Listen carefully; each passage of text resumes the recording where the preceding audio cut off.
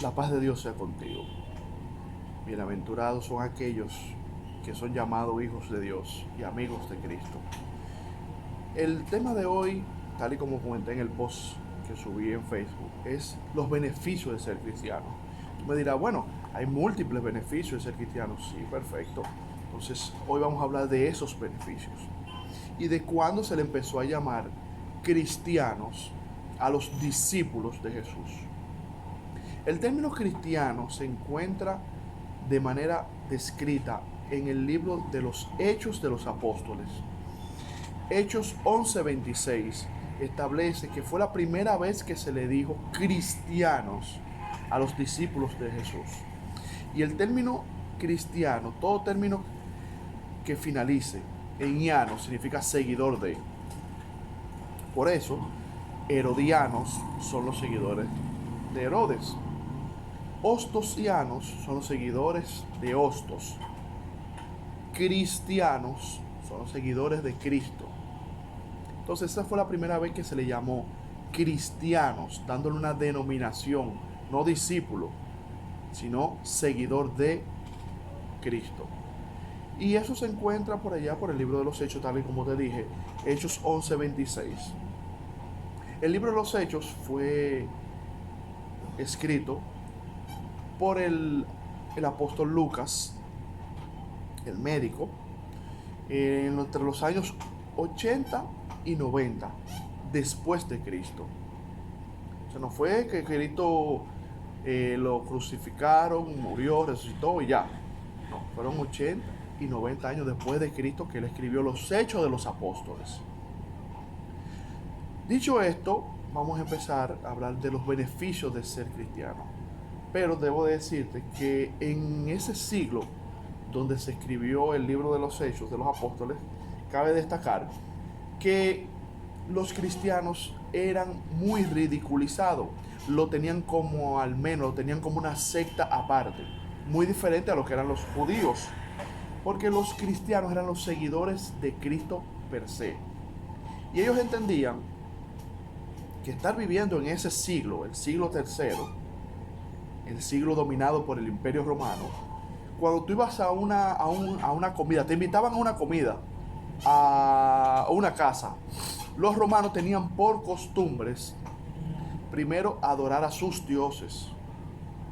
Por ejemplo, cuando tú te juntabas en un gremio de médicos, por decirte algo, dentro del Imperio Romano, ellos antes de empezar la reunión le daban alabanza a sus dioses. Sin embargo, los cristianos empezaron a ver esto como que estaba en contra del Dios que ellos adoraban. Y por eso muchas veces a los cristianos los ridiculizaban. Hay dos libros muy buenos acerca de esto que te estoy hablando. Y te voy a decir los dos libros en un momentito. El primero es de el historiador y biblista Larry Hurtado. Se llama Destructor de los Dioses. La distinción de los primeros cristianos en el mundo romano. Y hay otro que es ¿por qué en la tierra se hizo cristiano alguien en los primeros 3 siglos? Entonces, estos dos libros son prácticamente una forma de tú saber el por qué usted decidió ser llamado cristiano, decidió ser seguidor de Cristo. Como anteriormente te dije, se esperaba que la gente tuviera sus propios dioses, pero que también estuvieran dispuestos a mostrar honor a esos dioses. En casi todas las casas, todas las ciudades, todos los gremios de profesionales y en el imperio se hacía un ritual. Y no hacerlo, no ser partícipe de ese ritual era insultante. Entonces, ¿qué hicieron los cristianos? Bueno, lo primero que los cristianos hicieron fue se apartaron de esos rituales. Pero ellos vivían dentro de una comunidad que no era su comunidad.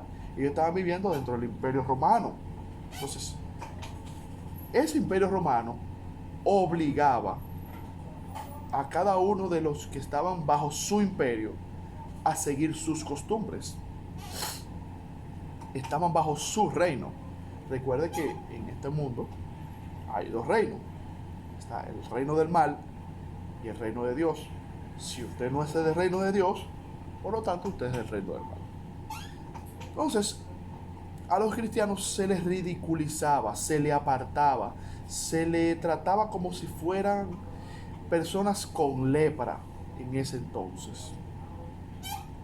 Entonces, la propagación del cristianismo fue vista por aquellas personas del Imperio Romano como algo subversivo para el orden social. Es decir, era una amenaza a la vida cultural que estaba dispuesta en el Imperio Romano.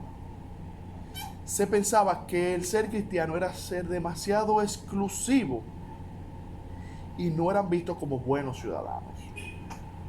Entonces, los cristianos, los seguidores de Cristo, en ese entonces empezaron a hacer algo que se llamaba un proyecto social de Dios. Tú me dirás, ¿cómo así? Bueno, para los romanos, tener relaciones sexuales con un esclavo, una esclava, un hombre, su propio hijo, era visto como algo normal. Sin embargo, los cristianos entendieron que tener una relación coital debía ser con su pareja, no fuera del matrimonio. Pero para los romanos esto era visto como algo natural. Ellos entendían que tener varios amantes, tener varias amantes, eso te daba el peso de que tú eras un buen funcionario, visto desde ese término, desde ese punto de vista. Sin embargo, los cristianos entendieron que no. Como seguidor de Cristo, Él nos enseñó a tener un matrimonio, hombre y mujer. Para nadie es un secreto que la mayoría de romanos, los grandes emperadores, hacían orgías donde el emperador le daba rienda suelta a sus apetitos carnales y tenía relaciones sexuales en esa orgía, tanto con hombres como con mujeres, con esclavos, con personas que estaban bajo su jurisdicción. Por ejemplo, es bien conocido que para Nerón le gustaban las orgías sexuales. Entonces los cristianos entendieron de que no debían de participar en estas invitaciones a fiestas o en las invitaciones a cuando tú vas a comer a una casa. Tú tienes que adecuarte a lo que dice el que te invitó. Tú tienes que adecuarte. Cuando a ti te inviten a una casa, tú tienes que adecuarte a la comida que el que te invitó puso en la mesa. Entonces los cristianos de ese siglo entendieron de que no tenían que participar en estos sacrificios y ritos a otros dioses, porque ellos tenían un Dios verdadero. Otro de los beneficios de ser cristiano en ese siglo, y que aún sigue siendo beneficioso, era que los cristianos eran generosos con su dinero. Se enseñaba en el Imperio Romano de que el que tenía dinero era el que mandaba y que el que acumulaba dinero era el hombre inteligente. Sin embargo, los cristianos entendieron de que no debía de ser así, sino más bien que debíamos de ser generosos con las viudas, con los huérfanos, con los que menos tenían. Ahí mismo en el libro de los Hechos habla de que cada uno que vendía o le entraba algún tipo de dinero, iban y lo ponían a los pies de los apóstoles, para que los apóstoles lo dividieran entre aquellas personas que lo necesitaban, aquellas personas que, como manda la Biblia, a las viudas, a los huérfanos, a los que menos tienen, se le daba una parte de este diezmo o de esta ofrenda que se daba en el altar o puesta a los pies de los apóstoles. Otra diferencia muy marcada es lo siguiente, y es que el cristiano tenía seguridad de la vida eterna. Sin embargo, para los dioses romanos, usted no sabía, usted tiene que hacer muchas obras aquí en el mundo físico, para usted pasar a otro plano.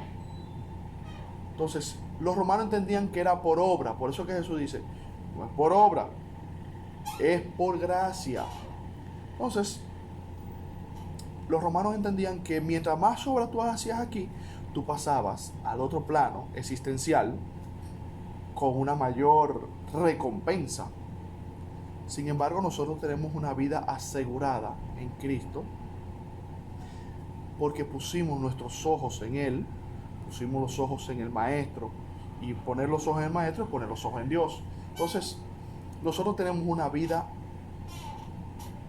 eterna, asegurada, no por obra, sino por gracia. Entonces, eso es uno de los beneficios que también los cristianos tenemos. Tenemos una vida eterna asegurada. Todas las demás religiones creían en alguna versión de salvación a través de obras. Otro era que el cristiano tenía una relación directa, como en ese siglo y ahora también, personal con su Dios. Por eso Cristo vino a ser intermediario entre Dios y los hombres. Entonces usted tenía que tener intermediarios entre esos dioses. Tener que hacer un sacrificio para que ese Dios te perdonara. Sin embargo, nosotros tenemos una relación directa con nuestro Creador, con Dios. No necesitamos de hacer ofrendas ni de hacer ritos, porque ya Cristo murió una vez y para siempre. Él hizo un sacrificio perpetuo. Perpetuo es para siempre, de continuo, de continuidad. Entonces Él hizo este sacrificio perpetuo. Entonces nosotros tenemos un intermediario. Tenemos al Maestro como intermediario. Sin embargo, las otras religiones no entienden esa parte. Los politeístas, que son parte de los romanos, son politeístas, tienen varios dioses a quien adorar, así como los egipcios, que las 10 plagas que se expresan en el libro de Éxodo, textualmente, cada una de esas plagas fue golpeando a uno de esos dioses. Dios se encargó de darle 10 plagas golpeando a los principales 10 dioses egipcios. Por eso que ya al final el faraón le dice, óyeme, arranca, necesito que te vayas con tu gente. Pero tuvo que llegar hasta la última de las plagas, que fue la muerte del primogénito. Entonces, esa última plaga fue un golpe específico al dios máximo que tenían los egipcios, que era el dios Ra. Ra era el primogénito, el hijo del sol. Entonces, por eso es que cuando el faraón ve que ni su dios Ra puede levantar a su hijo primogénito, entonces dice, oye, pero este Dios es más fuerte que el que nosotros tenemos, porque nos ha dado en 9 ocasiones 9 plagas y nuestros dioses no pueden hacer nada. Entonces, en el 10º, que fue al dios Ra, entonces dijo, óyeme, no, el Dios de ustedes es el Dios verdadero. Váyanse, hagan como ustedes quieran, vayan a celebrarle fiestas a su Dios en el desierto. Entonces, estos 3 beneficios que te he contado hasta ahora, de que el primer beneficio es que tú tienes una vida asegurada, tú tienes una salvación asegurada, de que tú tienes una relación directa con Dios y de que tú no debes hacer ritos a otros ídolos. Esas son parte de los beneficios que quise explicarte en este video. Esos beneficios son de manera continua. Eso no caduca, no se acaba. Esos beneficios son de manera perpetua. Cuando usted pone sus ojos en el Creador y por lo tanto pone los ojos en Jesús, puesto los ojos en Jesús, autor y consumador de la fe, esto te asegura lo que es tu vida eterna. Para Dios es mucho más cómodo, por así decirlo, el que tú no peques, que después salvarte porque pecas. Mira, ¿cómo así? Bueno, para Dios es mucho más cómodo que tú no peques. Por eso te dio mandamientos. Primero te dieron 613, luego te dieron los 10. Porque él entendió que los 613 podías resumirlo en 10. Y esos 10 se resumen en 2. Amarás a Dios sobre todas las cosas y amarás a tu prójimo como a ti mismo. Es fácil amar a Dios. Lo difícil es amar a tu hermano. Tú dirás, bueno, yo amo a Dios. ¿Cómo es posible que tú ames a Dios que no lo has visto si no amas a tu hermano que lo ves a diario? Entonces, estos dos mandamientos resumen los 10 y los 613. Los judíos guardan 613 mandamientos. 613. Y dice que si tú pecas en uno, los otros 612 ya lo violaste. Por lo tanto, si tú dices amar a Dios, pero no amas a tu hermano que ves, estás violando el primero de los mandamientos, que es amarás a Dios sobre todas las cosas. Entonces, de los beneficios de ser cristiano, trata de tomar estos dos mandamientos. Ama a Dios sobre todas las cosas y ama a tu prójimo como a ti mismo. Con estos dos mandamientos tú cumples los otros 8 y también estás cumpliendo los otros 613. Pero tú me dirás, no, pero que nosotros nos regimos por los mandamientos de lo que piensan los judíos. Perfecto. ¿De dónde viene tu Salvador? ¿De dónde viene el Mesías? ¿Dónde nació el Mesías? ¿De qué tribu viene el Mesías? Entonces, no me puedes decir que tú quieres cumplir las leyes que Dios te estipuló, pero no quieres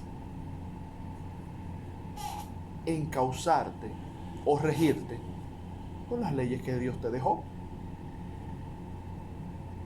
No, lo que pasa es que yo no soy judío. Perfecto, tú no eres judío. Tú eres de una nacionalidad. Sin embargo, el cristiano tiene una misma nacionalidad, que es seguidor de Cristo. El cristiano es multiétnico, ya que su identidad está en Cristo Jesús.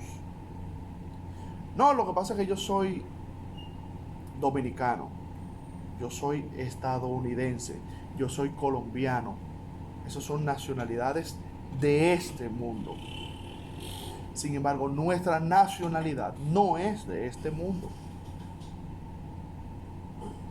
Nosotros tenemos una única nacionalidad.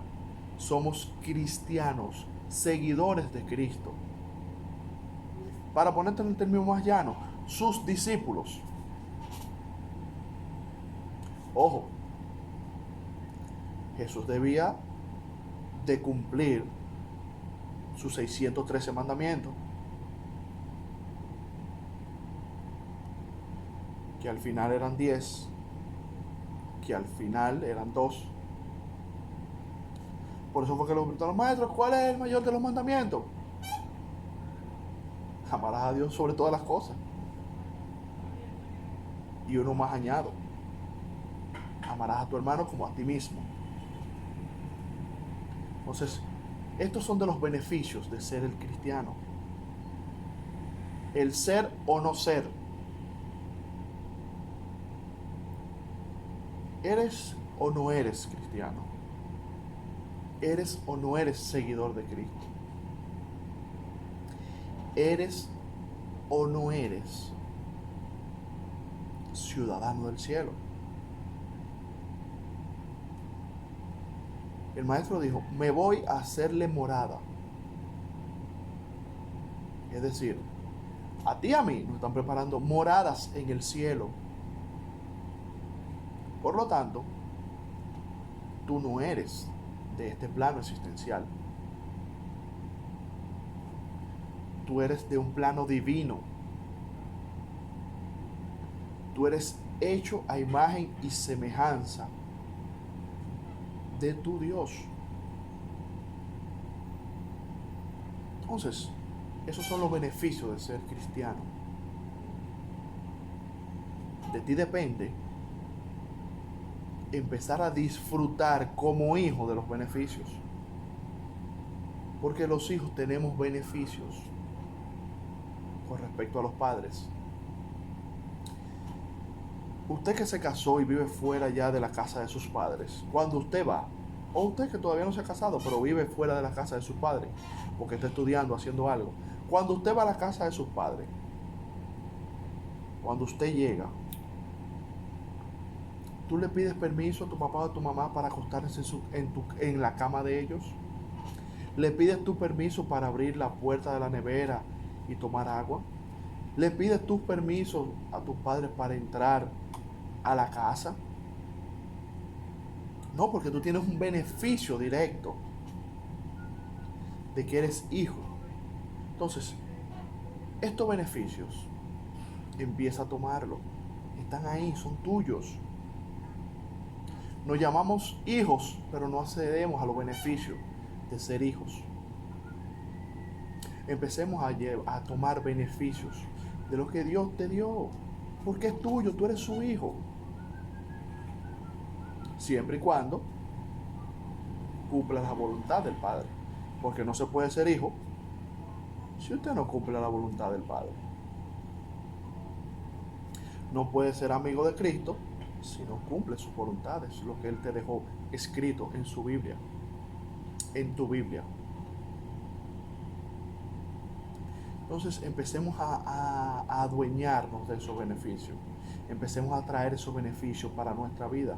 Muchas de las cosas que te están pasando es porque no te has dado la oportunidad del beneficio, de tomar el beneficio de ser hijo de Dios. Y como anteriormente decía un video, Dios no es una máquina que tú le insertas una moneda o una oración y Él te da una respuesta. Muchos queremos tener a Dios de esa manera y no debe de ser así. Usted debe de hacer la voluntad del Padre. ¿No quiere cumplir los 613 mandamientos porque no eres judío? Perfecto. ¿No quiere cumplir los 10 mandamientos porque son muy difíciles? Perfecto. Cumple 2. Amarás a Dios sobre todas las cosas y amarás a tu hermano como a ti mismo. Con eso tú resuelves los otros 8 de los 10 que te dejaron en la segunda tabla de Moisés. Porque los primeros mandamientos eran 603 mandamientos. Los segundos mandamientos, después que Moisés tomó la tabla y la tiró en el suelo por el bacanal que había cuando él bajó de la montaña de hablar con Dios. Dios le dijo: mira, baja, que tu pueblo tiene una fiesta ahí abajo que no me es grata. Parafraseando lo que dice la Biblia. Moisés bajó y cuando Moisés encontró este desorden dijo: pero bueno, ¿y qué fue? Pero yo lo que tengo son 40 días que me fui y ya hay este desorden. Y lo primero que le pregunte a su hermano, al sacerdote, que lo había instituido Dios, luego lo instituyó en esa parte, le preguntó Moisés a su hermano Aarón, Aarón, ¿y qué pasó? No, que esta gente me llevaron un término y como tú duraste 40 días por ahí, nosotros dijimos, bueno, pues ya él tiene que haberse muerto porque nadie ha visto a Dios. Y necesitamos algo que adorar. E hicieron un ídolo de oro, el becerro de oro. Pero eso será en otro video que te lo voy a explicar de manera más detallada lo que significó hacer ese becerro, lo que significó hacer la famosa serpiente de bronce, que fue Dios que instituyó a Moisés para que hiciera la serpiente de bronce en el desierto. Son cosas que usted tiene que entenderlo, que no es que te lo expliquen en algo, en una prédica. Soy de lo que piensa que cuando usted predica algo, usted tiene que explicarlo para que, como tú y como yo tenemos diferentes pensamientos, no se malinterprete. La palabra de Dios no puede ser malinterpretada. Entonces, cuando usted predica algo, usted lo explica. Cuando usted enseña algo, usted lo explica, el porqué de eso. Porque si no, entonces estuviéramos diciendo cosas al aire. En otro video te voy a explicar el porqué de cada uno, del becerro de oro, de la serpiente de bronce, que lo explica la Biblia inclusive. Que todo aquel que mira a la serpiente es puesta en un, por decirlo así, en un palo, y va a ser sano de la mordedura de la serpiente. Y eso tiene que ver mucho con la figura del maestro allá en el madero. Todo el que pone sus ojos en Jesús es sano de la mordedura de la serpiente. Serpiente ahí lo que significa es Satanás. Todo aquel que fue mordido por la serpiente, todo aquel que fue mordido por Satanás, mire la serpiente de bronce en el desierto. Y en estos momentos, todo aquel que ha sido mordido por el pecado, mire, ponga los ojos en Jesús, autor y consumador de la fe. Tan sencillo como eso. Me viste un video y te lo expliqué. Entonces, vamos a ir recapitulando para cerrar este video. Te decía que, para recapitular ya, para finalizar el video, de los beneficios de ser cristiano, primero, que usted tiene una salvación asegurada. Segundo, que usted tiene una relación directa con Dios. Y tercero, que usted entiende que como seguidor de Cristo, usted está fuera de donde usted vive, de este mundo. Y usted dirá, bueno, pero yo vivo en el mundo. Está en el mundo, pero no son del mundo, dijo el maestro. Entonces, esos son los beneficios de tu ser cristiano, de tu ser seguidor de Cristo. La paz del Señor sea contigo. Que todo lo que tú emprendas, de aquí en adelante, siempre y cuando sea la voluntad de Dios, te sea próspero. Que todo lo que tú decidas hacer, de acuerdo a la voluntad de Dios, sea un sí y un amén en Él, en el que te creó, en el que te formó, en el que te dio tu vida. Las bendiciones de Jesús estén sobre ti. Que los méritos por los cuales Jesús murió en la cruz del Calvario sean la sangre, sean la puerta de entrada a ser hijo de Dios. Jesús dijo, yo soy la puerta. El que entra por mí, cuando salga de aquel lado, hallará pastos verdes. A esto se refería el maestro. Yo soy la puerta, yo soy el camino, yo soy la verdad, yo soy la vida. Esos yo soy tienen que ver mucho con aquel gran yo soy que Moisés le preguntó a Dios. Mire, y que cuando me pregunten, ¿qué le digo? ¿Quién me mandó? Yo soy. La paz del Señor esté contigo. La bendición del Eterno te acompañe siempre. en el nombre de Jesús. Amén y amén.